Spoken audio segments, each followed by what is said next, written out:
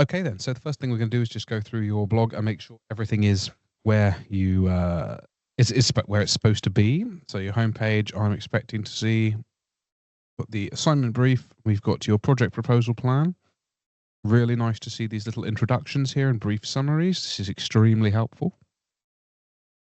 But you don't have the declaration of this work all being your own work, though. Was that the very top one? Oh, right. Okay. So you'll have the declaration form at the end then, probably. Oh, yeah, I think Fraser likes to do it right at the end. Yeah, there's just one that we quickly fill out right at the end here then. Okay. So that's all in the right places. Good. And then context and research.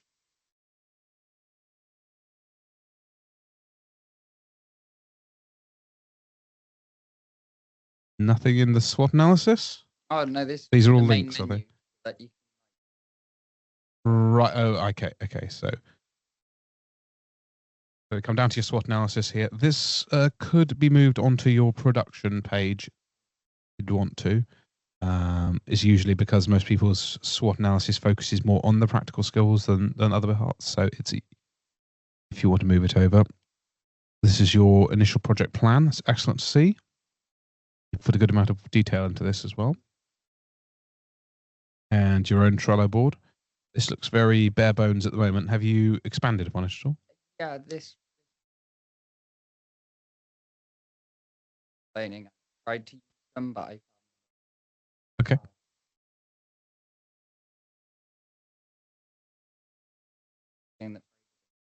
Okay, you prefer to use that project plan. That's sure. Right, and then we get into the proper research section. Planning, production, and practical. Your portfolio grading activity, and then you've yet to really branch into this, so that's good. That's what we'd be expecting. Your final evaluation. So this should be the pitch proposal, I believe, should be on the presentation of final project, because then all of these formative reviews go on here as well. I haven't done. Yeah, so I want you to double check that these aren't all supposed to be on the same page, the evaluation and the presentation of final project. But that's okay. So you've got your pitch proposal on here with the feedback there.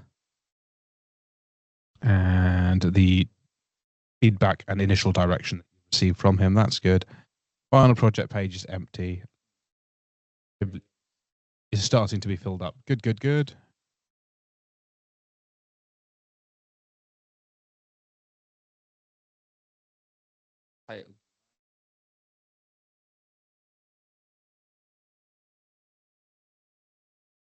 Yeah, no, I just saw lots of names popping out to me. It's just fun to look down. This is what I mean. Absolute classics. I've done. Yeah, lots of research here. Just needs to be filled out. Okay, here's the authentication form. So you've got a separate tab for that. Okay then. Yeah, that all looks in order. That's good. So let's go through your survey response then.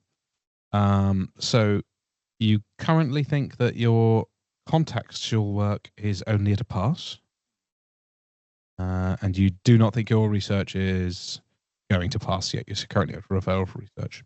You've not conducted any primary research.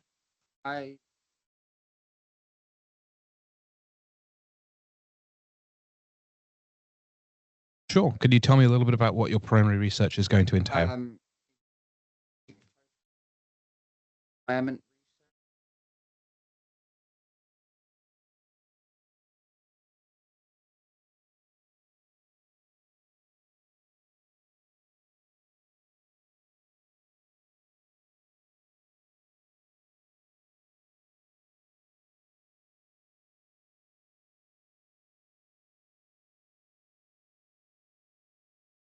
Okay, so you've got a couple of different like angles that you're going to attack that. Cool.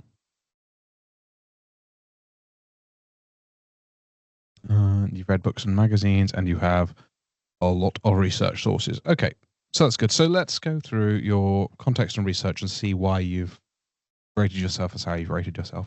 Can you tell me why you've given yourself a pass for your context then? Where are we? It's here then. So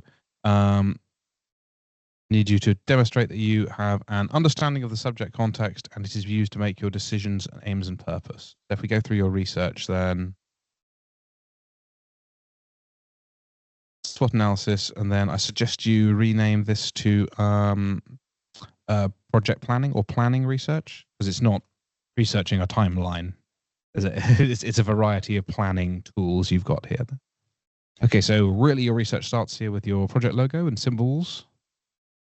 Lots of images from Star Wars, and then lots of further images from space games and icons from a number of different sci-fi universes. Mm-hmm.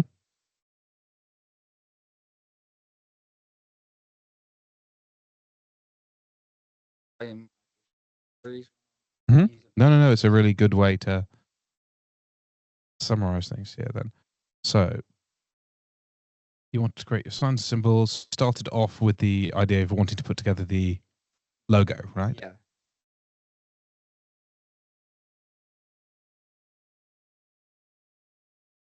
Yes, with pause. 4 times grand strategy, sci-fi video game that you've spent nearly 700 hours in.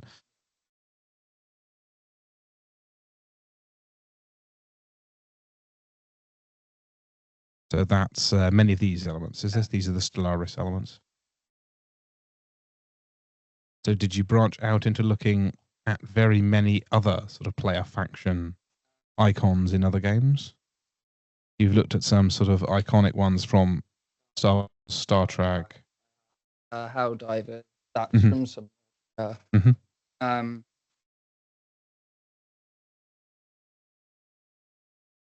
Okay. You've got Mhm.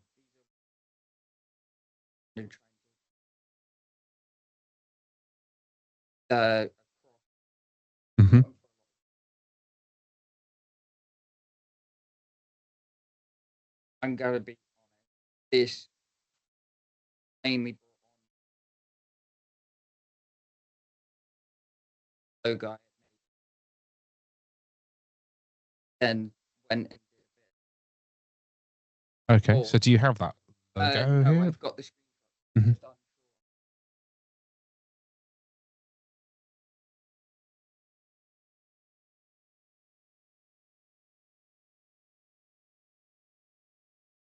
If they're relevant, if it's placed in the correct context, right? So so for example, here we've got World War II medals. Like these are British ones. Mm-hmm.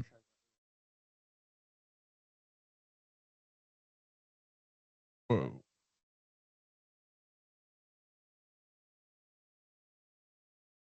It's very hard to see.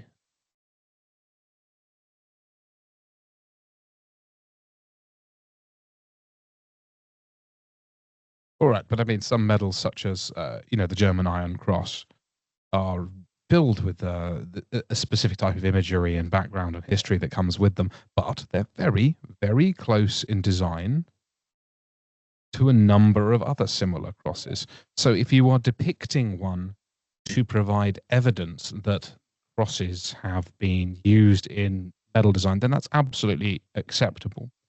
You could even use it as an example of something where you want to try and avoid associations with, say, the Iron Cross and try and make it look more like the Victoria Cross, because and you can introduce some of the themes and issues that go with that. Then, or maybe if one of the factions in your game is particularly fascistic or nightmarish in some other way, maybe you want to lean the other way. You want to include a cross which is more reminiscent of the Iron Cross, specifically because you want them to have this implicit association in the player's mind of, oh, that looks a lot like fascist symbology. So it's symbolism. Sorry, it is appropriate to include images if they are placed in the correct context. So that's where we come back to this mark scheme here in this first example of context. When you are showing me images, when you're showing me your research sources, if you can explain to me why they are being used and what they're being used for, that is you demonstrating the appropriate context. So, of course, if you have a concern, do come to me and Fraser about that.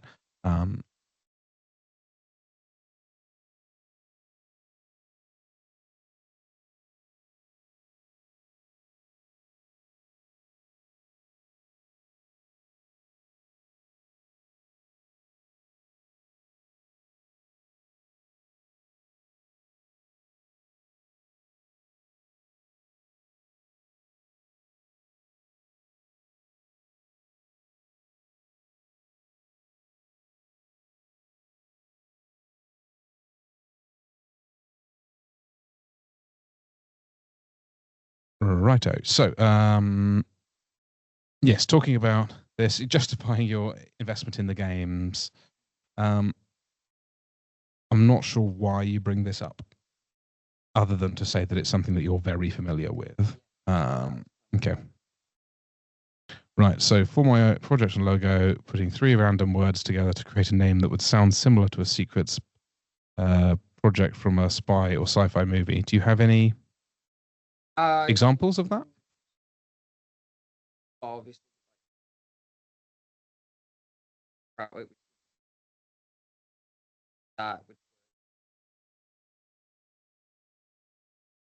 Sure, but you don't say any of that here. So whenever you're making an assertion like this, whenever you're saying something not based on your own thoughts or creations, I am ideally looking for examples, real world examples, because you just managed to rattle off, 2 or 3 right there. So you've got some that you can think of, just including a couple of them here. And it also gives you a great opportunity to put in some posters, or you can find some awesome declassified military documents with hilarious names, because many of them are, as you said, randomly generated. The names for projects are usually totally unrelated to the actual project, deliberately, isn't it? You want to obfuscate. If I leak documents for Operation Sunshine Rainbow, you don't know whether that's some kind of new anti-missile system or a propaganda campaign or some kind of incredible new tank. That's the whole point of these sorts of obfuscations. Okay. Right. So. Know what I want to say, and Mm-hmm. but because I'm well, that's okay. So if you come up with the idea first and you don't reach it organically, what is really useful for you to do then is to describe that idea in as much detail as you can, because you'll often find that you still have little holes in the idea. And then it gives you some other examples that you can research to plug the holes. And if you can describe your idea in exacting detail without needing to do any other research, then your research becomes an exercise in justifying your decisions. So can you find, let's say I've come up with a detailed space universe with 7 different factions on it. I've devised all of the lore for the factions, their religions, their cultures and traditions. What I would do instead is bring up other detailed sci-fi universes and compare and contrast parts of my idea with theirs to justify my decision. For example, say one of my races communicates in a certain way in my universe, and I have looked at games like, say, Mass Effect, where they have different races communicating in different ways in the game, and you are really interested in that and you think it will add an extra dimension to the storytelling. It doesn't have to be the same or based on other games, but if you can find elements that help you justify your decision making, that is also an effective use of your research. What it does is it places your work in the context of the games industry and genre as a whole and of other people's work. So that's quite useful. What I don't want trying to do is pretending that you researched your way to the final product, because your research will be bad because you didn't do it that way. So there's no reason to try that. Instead, go the other way around. Say, this is the idea that I've come up with. I think I've been influenced by this, this, and this. My idea is different in this way. I'm trying to do this and this. And if I compare it to other examples, this is why I think it works. This is why I think it's different. Does that make sense? Yeah. So ideally, I would like to see you researching something before you design it, but often we have these ideas that we just want to start working on. So the research has to be tackled in a slightly different way. And like I said, normally you will have an idea in your head, and as soon as you start working on it, you'll realize there are little gaps and little places where suddenly you can research to plug the holes. So for example, so you've settled on the name Iron Cross Corps for your final project. Name. And because of the name I choose to settle on, the research went down the line of real-world army medals. So is your game going to be based sort of militarily in sci-fi? Yeah. So that's where this militaristic element of the medals comes in.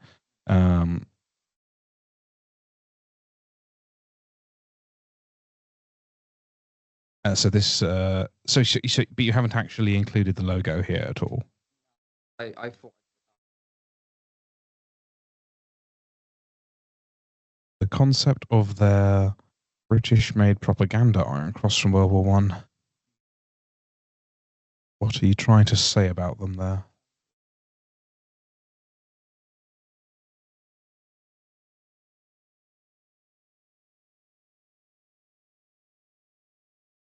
think I was trying to explain that that cross there is the one I based my logo off Mhm. of, and kind of explaining what the name is, and then I trailed on. Medals throughout history were cross shaped Mhm. based on Mhm. that. I can see that jump. I'll start writing one thing and I'll stop because I want to start writing the next thing. So And this is what I mean. I think if you're doing your research to try and plug the holes rather than saying, here's my idea, here's what I drew up, I like the name Iron Cross Core. Did you randomly generate that or? that was through basically I kept making different logo designs Okay. based on concept art, and I gave them randomized letters and stuff. And each time I sent, Do you include any of that on here? That would have been great for here. When you're talking about using the random words, you see, I assumed that you'd randomly generated Iron Cross Core because you were just talking about using random words, but you haven't. Okay. This was part of a. So I think you need to rethink what this section is for. yeah, You started off by making a logo and Yeah. you did this your own way. You said you started generating some Yeah. images and then because of everything that happened with Bradley thing, okay. drove I would research. feel that I feel free to include that. By all means, start here, go off, use your Iron Cross. You must have known that Iron Cross had connotations that could be linked with the Wehrmacht. Right. Okay. So, out of interest, why did you choose to pursue that knowing that the Iron Cross would be associated with? Mainly I Okay. Sure. So does your game concept feature any parallels with that? So what? But I mean, is why would it be Iron Cross core or not the VC core? Why not the Medal of Honor core? Why the Iron Cross? honestly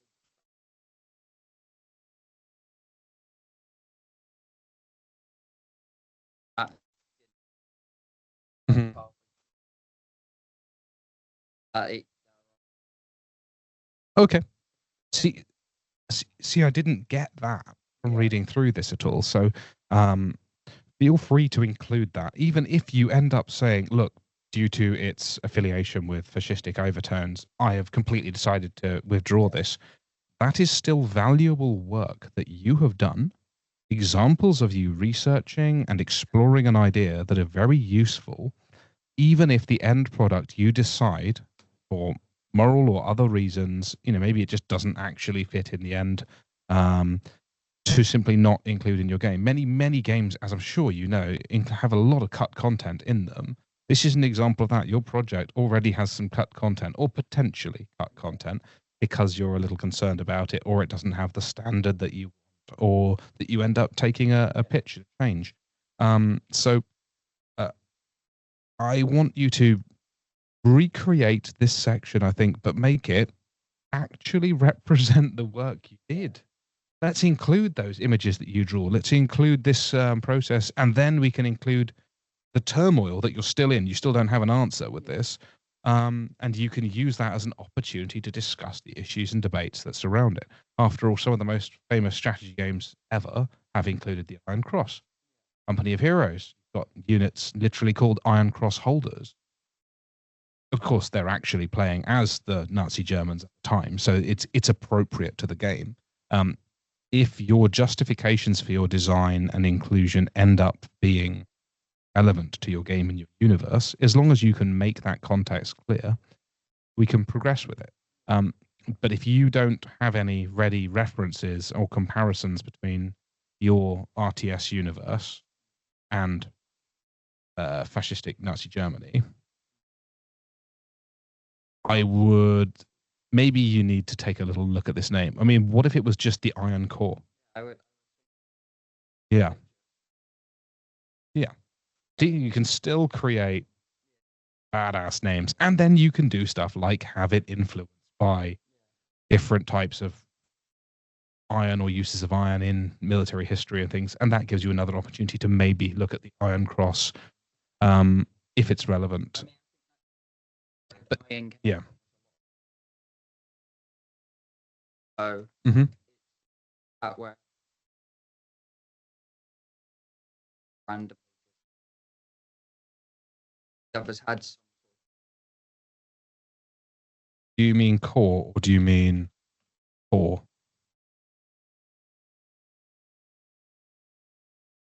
That one. I thought they had the same spelling. No. Different etymologies. So French-based, the corps, as in a military corps. I thought you were going for core as in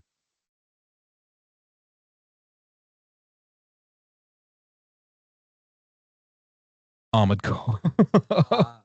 Yeah, so two different words there, Yeah, which gives you an opportunity to research both of them and play with the term. Yeah. Yeah. So yeah, another word with lots of military game influences and military history behind it. If military history is another of your interests, look into the word core, CORPS. Yeah. Okay. I wasn't sure if what you were going for here because both would work, which is okay. Anyway, let's move on. We spent a lot of time talking about that. I think so.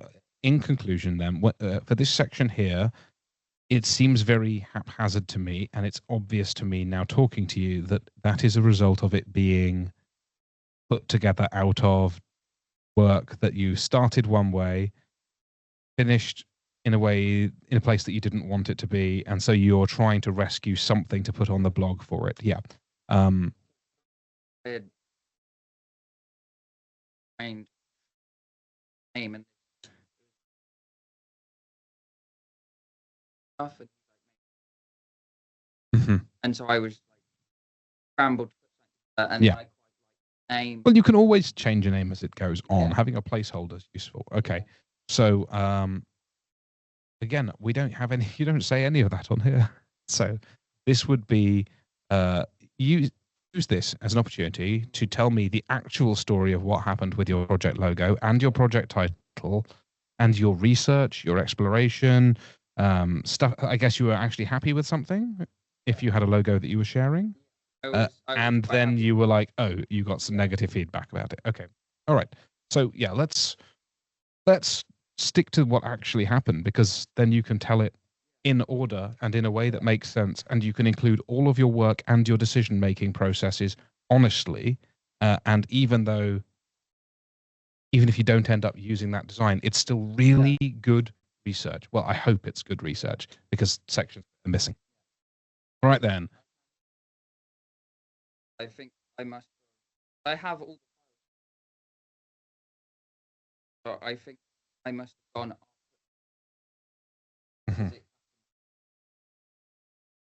And I've just never considered natural.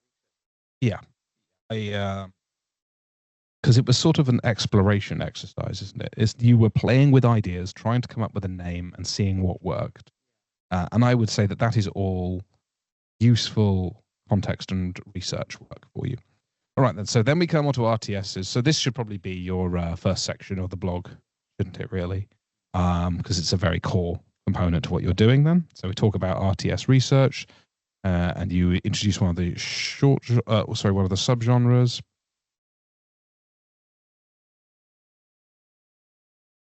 So this is just okay. Whenever you're showing anything, I would like to know why you're showing it to me. So just by all means, at the top here, below are a series of particularly influential, like, are these influential games to you, or have you picked them at random? I know I haven't picked some of the influential games that were. Okay. You don't say any of that there. Yeah. So just a brief introduction. What are you showing me? Right then. So, well, some of these are even from the previous. They're all from the previous list. So why? Oh, now you're breaking them up into genre. Right. Okay, but you don't say that. If I didn't notice this here and know what you're talking about here, I don't know why you're showing me the same images twice. Yeah, this doesn't need to be a huge breakdown. Just tell me what makes what makes a real-time strategy game here, what makes a turn-based strategy game, and what will probably be a good idea is to show me some actual gameplay examples for inside. You learn a bit by looking at the logo and the cover art, but how often is that actually anything like the game inside? Plus, it would allow you to describe the actual mechanics of it better if you have an actual gameplay picture. And then real-time strategy with pause, yeah. And then we break down core mechanics and components of them. Oh, here we go. Some gameplay images. So you even do it, but you've got it here instead. Okay. So it might be possible to take this, make these pictures smaller. Yeah. And include them in here, so you can show me images that go with the break. Maybe we can condense this unit, I think, and this section because it's important. Yeah, it demonstrates context. You are exploring that you understand the genre and you understand the mechanics that are being used on here. So let's look at a little bit of the context section here then. So what will fail you for context will be this last bit here. If you're lacking in clarity, if I just can't understand what you've written, so some of your sentences you're going to need to take a look at here. Clarity of communication is important in the second year. So I advise you to make use of as many tools as you can to assist you with your clarity of writing, or at least get friends or family to help you with reading over sections. I'm also happy to give sections a reread. But you can, AI is particularly good at making sure that your sections can be understood. If you want to paste some text in and ask, is this clear? What do you think this section is saying, and see what it spits out? They're very good at generalizing. So if it can generally summarize what you've said, then you're probably doing all right. But they're also pretty good at picking up spelling mistakes and grammatical mistakes. So yeah, but there are other tools as well I suggest you take a look at as well. And then, so that's the clarity, but aims and purpose. Why have you done what you've done? So remember, for the final project, you set the assignment. You did it. That's what this, on the first page we looked at with your, so for every piece of your research, ideally, I want to see how you link it back to that original brief. How does it fit in? I mean, yeah, we're still going, but yeah.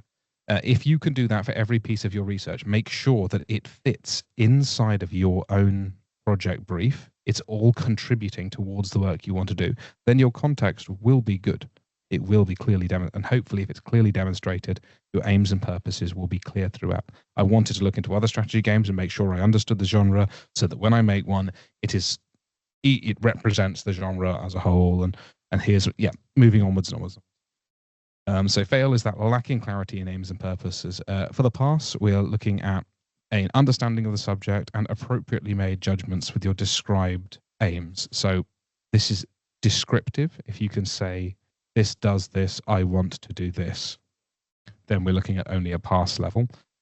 To move that to a merit, I'm looking at your understanding being used to make judgments and decisions, not just describing what you're going to do, but telling me why. And that's why I picked you up when you said that sentence earlier when you were talking.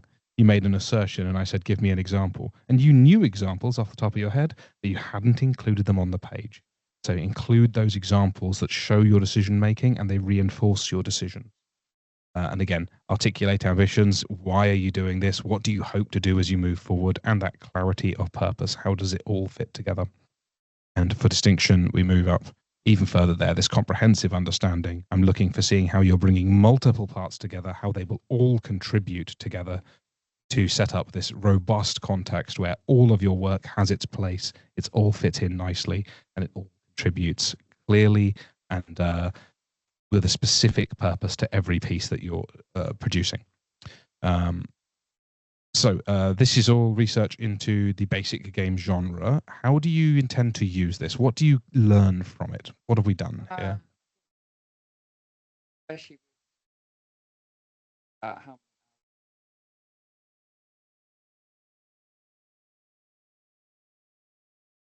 I know that I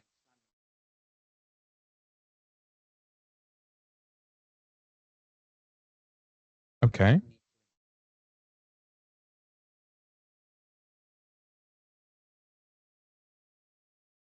So aims and clarity of purpose. Why are you showing me this? How are you going to use it? What does this demonstrate that you have a knowledge of? Mhm. there is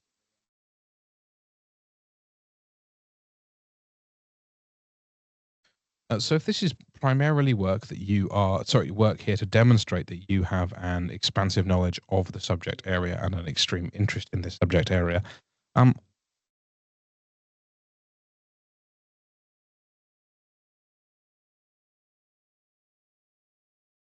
I think we can use this.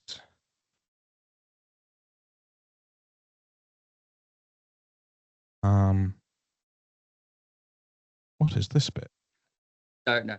I sometimes I write stuff. A lot of this. You give in to the impulsive thoughts. Yeah, a lot of this.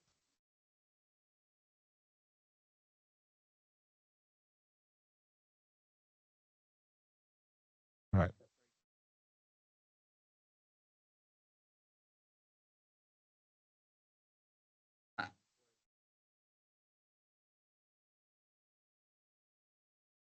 A lot of this written. Right. So you're planning on building an RTS game, right? Yeah. Yes. So with all of this research into RTS games, this is probably the most useful part of this section here, where you are pulling out the individual mechanics of these.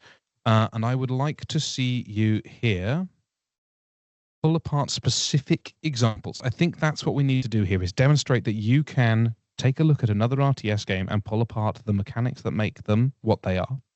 Because whilst many of them will feature these different elements, lots of them do it in radically different ways. Okay. The game of Company of Heroes is completely different to a game of StarCraft 2, which is completely different to a game of Stellaris. Like, so let's use your knowledge of the genre to demonstrate your ability to analyze games in the genre and tell me what differentiates them. Why am I playing what's it called? Siege game, not Crusade.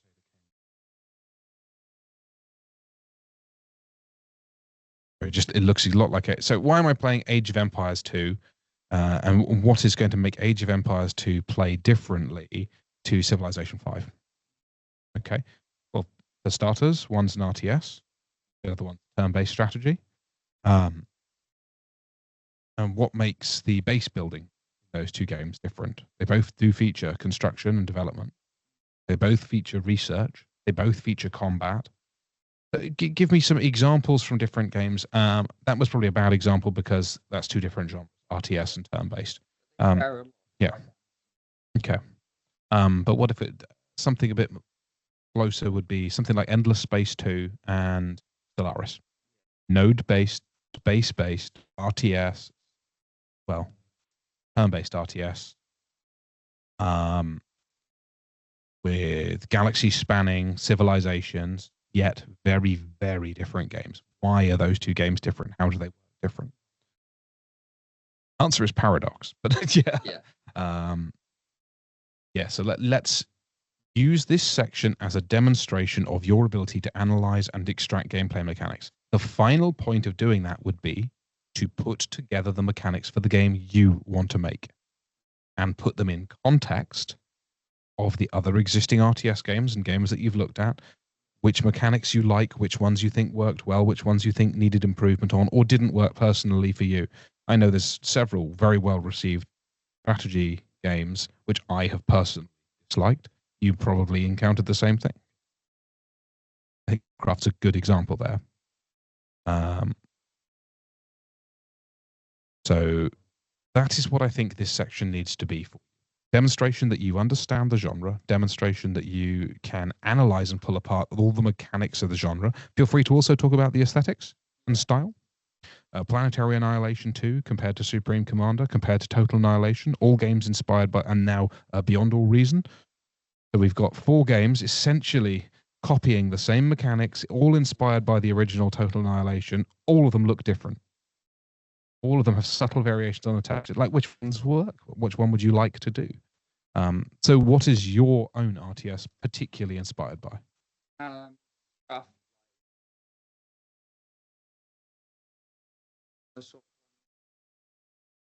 Right.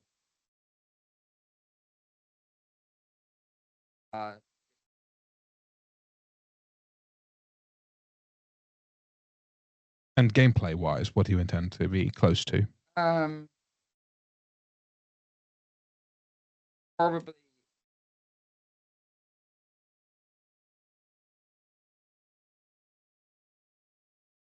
or something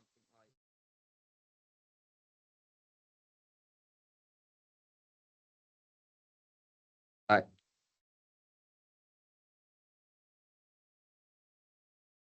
So if this section is going to be focused on real-time control of individual units and the smaller scale games like those early Command & Conquer games, so that's what I would use this section to focus in on, demonstrate your ability to break down. It's great to be able to highlight these other games and describe how they fit within the wider genre of strategy. But very simply, these turn-based games aren't going to have very many mechanics which carry over for you.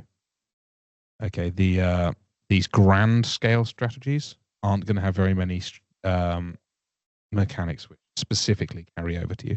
So you're going to be looking at potentially Empire of the Ants, Empires of the Undergrowth. Games like StarCraft are very much based on that old RTS. You gather resources, you build a base, you exhaust resources, you move across the map. Age of Empires has a very unique pace to its combat and units. So it's very different again to Command & Conquer and those other ones. So maybe these are good examples because they're still RTS games that they, again, couldn't play more differently. Red Alert 2 next to Age of Empires 3. Like, those games came out almost at the same time, and they do not play the same. Right. Anyway, so that's quite enough on that section here. Again, it's what is the point of showing me this? What are you taking from it here? And I think the best use for this year here is to demonstrate your knowledge of the genre, which is what you're trying to do. And tell me, use this as an opportunity to properly define and explore what you want to do. Because you're giving it context. All of your decisions, you can point to another game and say, this is a game I've enjoyed, or this is a game I actually hated, but I thought it did this really well. Like, Sword of the Stars has an amazing research system that's really poorly implemented. It's a 360-degree research tree, so you've got to rotate the entire camera around to see it. Yeah, but the research tree is one of the best in any games ever. So it's like, yeah. So there's lots of opportunity for you to talk about good and bad here. So this could be a really interesting section, and it's a chance for you to geek out. Tell me all about your favorite games. Tell me about the mechanics. Tell me why they work and what doesn't make them work, and what you want to take from and what you want to use. All right, so then what are we on to next? Talking about the death of the RTS games. Certainly not as popular as they once were. Do you have any statistics for this sort of thing?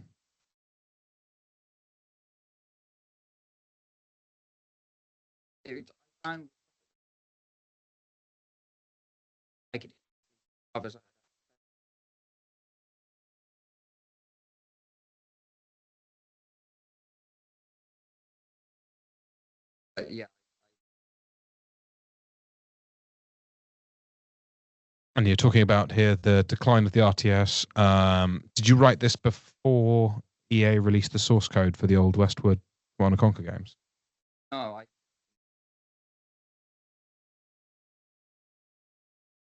A really interesting one for you to look at now is, they basically said they have no interest in retaining the code. They have no interest in building another one of these games. So they just released the source code to several of the early Command & Conquer games and the engine that was used to build them.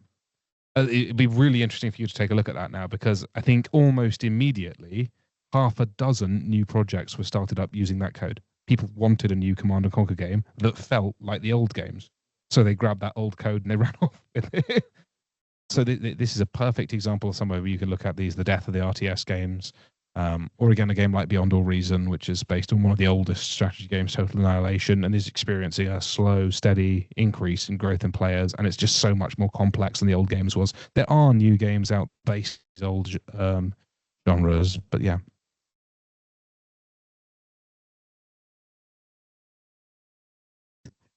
Okay, and then this is you spitballing hope. Okay, so this is largely a meme, right? It's kind of a joke. What are we really taking from this? Okay. If you're showing it to me, I'm going to ask why. And in this case, you're just telling me what you really hope for. I would say try and stick on point. You're trying to demonstrate context here, and you're starting to speculate outside of what's happening. Although this would be an opportunity to describe how the Empire at War game actually received an update last year, didn't it? Yeah. So some of these games, even though they're old, even though they're in theory dead or not, are still receiving updates. Yeah. And do you talk about modding at all? Yeah, quite a bit.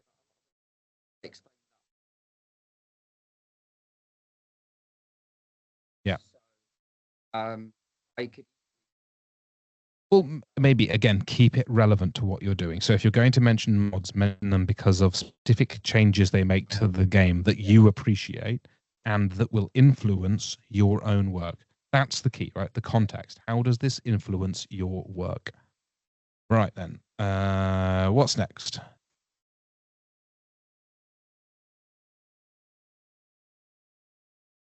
Terminator game, poorly received.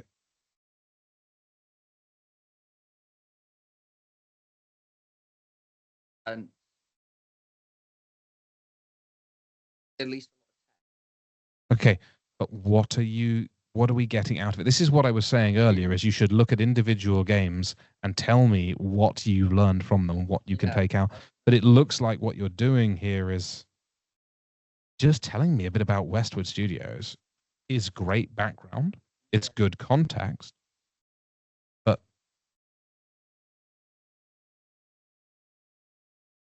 we get this far down before you mention Command & Conquer.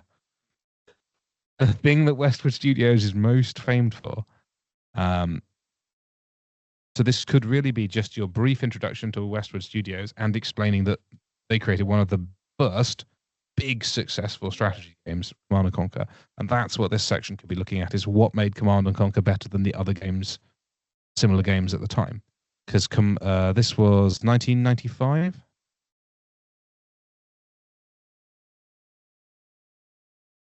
Warcraft 1 was released the year before. Warcraft 1, you could only control 4 units at once. Compared to that, Command & Conquer felt like it was an out-of-this-world experience. A similar games we had on the... if you're going to bring something up, I need to know why you're bringing it up and place it in that context. So again, I think you're providing me with a big shovel load of information and history. Now we're finally talking more about Command & Conquer here and Red Alert and all these other games. But then what was all this, and why have we got a full-size picture of Brett Sperry photographing a game board? Like, why are you showing me these things if they're not important for you? So this is actually the first time we've now got to part of your research, which from what you've been telling me is particularly relevant to the game you want to make. Okay. Small shootouts become huge battles. Select multiple units, hand out orders all at the same time, improve base building. Groundwork from Dune 2.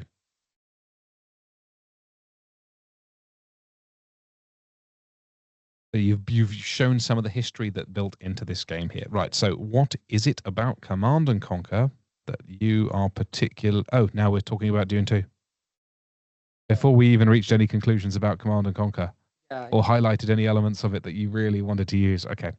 I think I'm repeating myself a lot here then, so what a disappointment. You've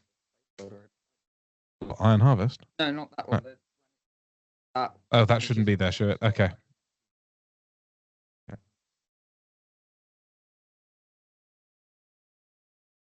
I'm sad because homework. Yeah. Right, so we're still talking a bit about Westwood Studios.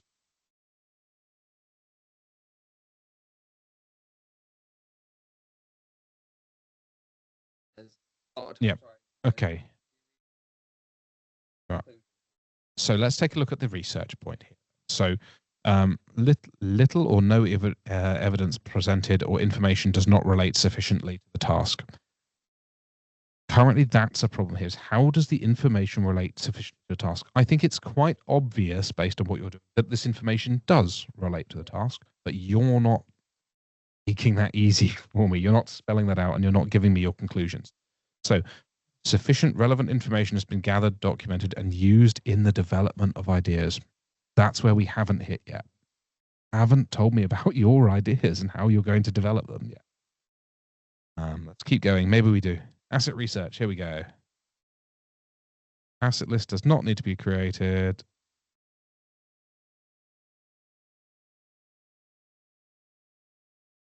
And then you ask me a question. And also, how would an asset list not need to be created? Surely that's a very useful step in your planning process.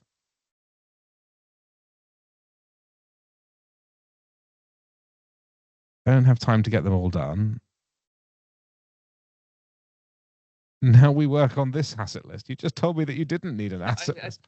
All right, Rupert, this asset research section, I don't know what you're trying to say here. You're talking about not being able to develop everything. So I guess what the point of this is that you're saying that you need to do a focused list and not. All right, okay. So rephrase this then. So here's some concept art, which is good. I like this. So finally, we're getting some of your ideas here on the final major project here then.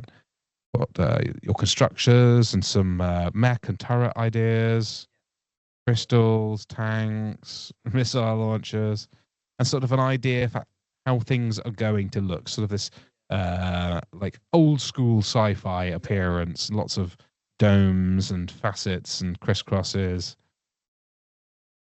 and little examples of where there should be extra details. Okay, this is good. This gives me an idea now of what sort of thing you're hoping to head towards. So, and then we move straight on.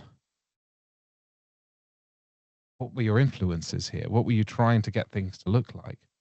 Are there any games out here that have any similar units to any of these? Like I was immediately thinking of some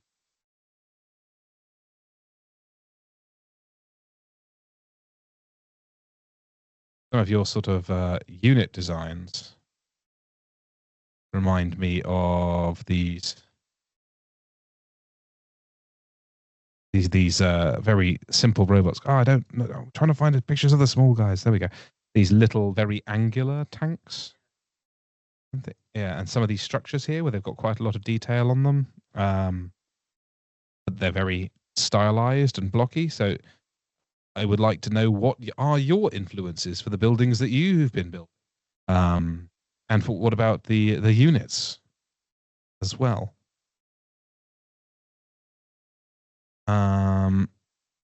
But no, you just present the concept work, and then we don't have any more information from it then.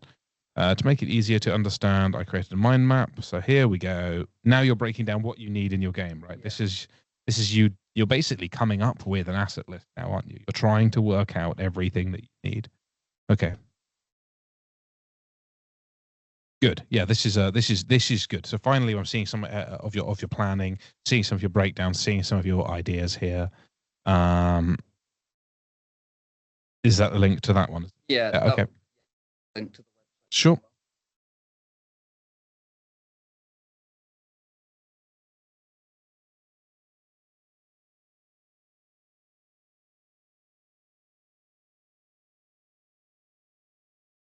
Yeah, if you're having problems with mechs and infantry, you could just do everything is robots, and the infantry are the smallest robots. Yeah.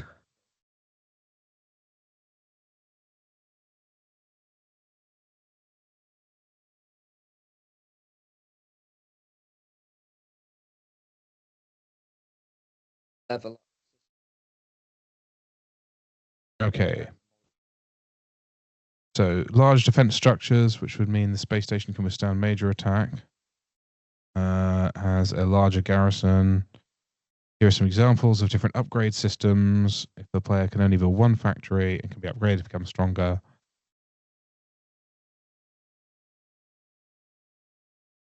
Yeah. Right. Which game's this one? Very classic Command and Conquer interface. Is this this is a Dune game? That's a spice crawler, yeah. Oh, like Battle for Arrakis or something. Yeah. Yeah. Okay. Sorry. No, I just got a flash out of the brain there. I recognised this. One of those where I've not writing it. Okay.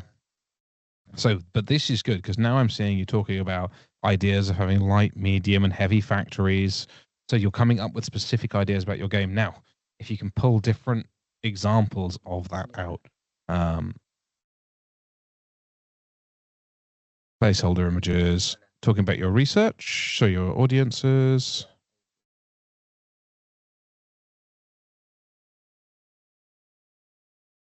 Okay, why are you showing me all of this? Because what do you intend for your game to be? This because the lesson up the idea of making sure like did make like game or demo engraved on. Okay. So what is the target age rating for your game? That is, I would. Right. Okay. In the middle of research, I'm more slapped all onto the page. Right. Okay. So again, what I'll be looking for is how do we link it into what you're actually doing. What I would expect you to do is have a rough approximation of which age range you're aiming at.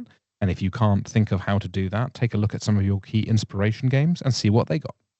Because if your game is heavily inspired by someone else's game, it's likely that you will also have a similar sort of age rating and audience. It would also be really useful to you to find some numbers on some of these strategy games, who's playing what, how many of them there are, so you can get an idea of sort of how big the audience is out there. I think there's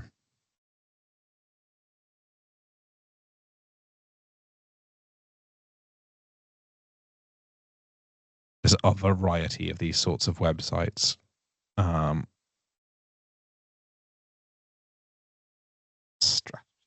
Of course, the tag system's got to be not terrible first. So that's the most popular game that I would say is actually a strategy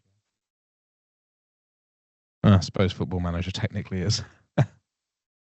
So Hearts of Iron 4, Civ 6, then RimWorld, and some healthy player numbers. Yeah. Given the age of this game as well, just still going. So these sorts of things can help you justify some of your decisions as well here then. How was that? Oh, Mountain Blade as well, and Warhammer. Yeah. Interesting.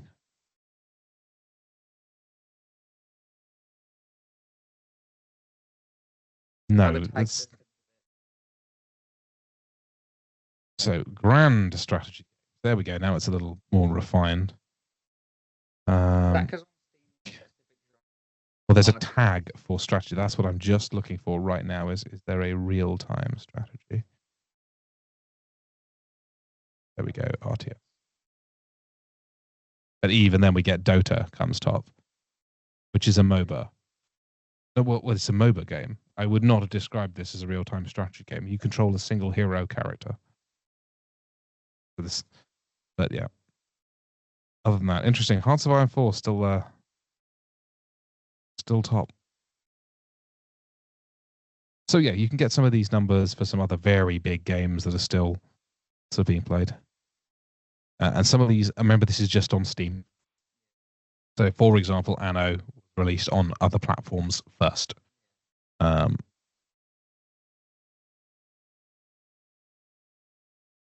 we start to get down into some smaller numbers here.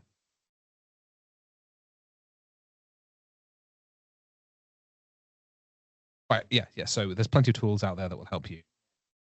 Sorts of things. Right, and that's the end research section. So whilst there is a lot on here, what we're struggling with is linking it back. So make sure you're clarifying the aim. What are you looking into? How does it fit your purpose? And let's make sure that this is all of your research is being used to develop your ideas. So if you already have your idea in place, start with that and look around for other similar examples that will either help you completely justify your decision or will help you enhance it. Maybe there's some changes from some of these really old Dune games that you'd love to see come back into modern gaming. Or maybe there are features of a turn-based strategy game with pause. Like maybe there's a particular way the research is handled that you think, oh, that would be great in a traditional yes.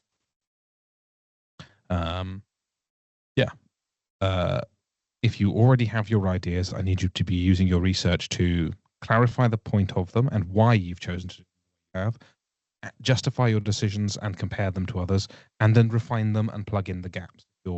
Once you start to get implementing them, that'll be easier because as you design it, you will find things are very difficult to carry on with. I'm also really concerned about building this demo in time.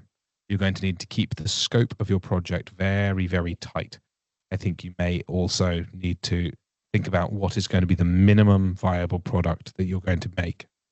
What is the simplest thing that you will build that you will consider a successful demo? And that really is your initial asset list. And that might be construction building, worker, tank, aeroplane. Like it might be that simple. And then you try and build an AI for it so you can do a skirmish game because you're going to have, otherwise you have to try and work out, make sure everything is networked correctly, which is also very, very difficult. Yeah, you have a real challenge ahead of you and not a lot of time left to work on this. Are you able to start work on your demo over half term, over the end of term? No, you're only allowed, you can only work here in. Okay. The Wix, the blogging, and getting this write-up done. Okay. Yeah, you have a huge amount to do in a very, very short space of time, then especially if you can't come in and make use of these machines.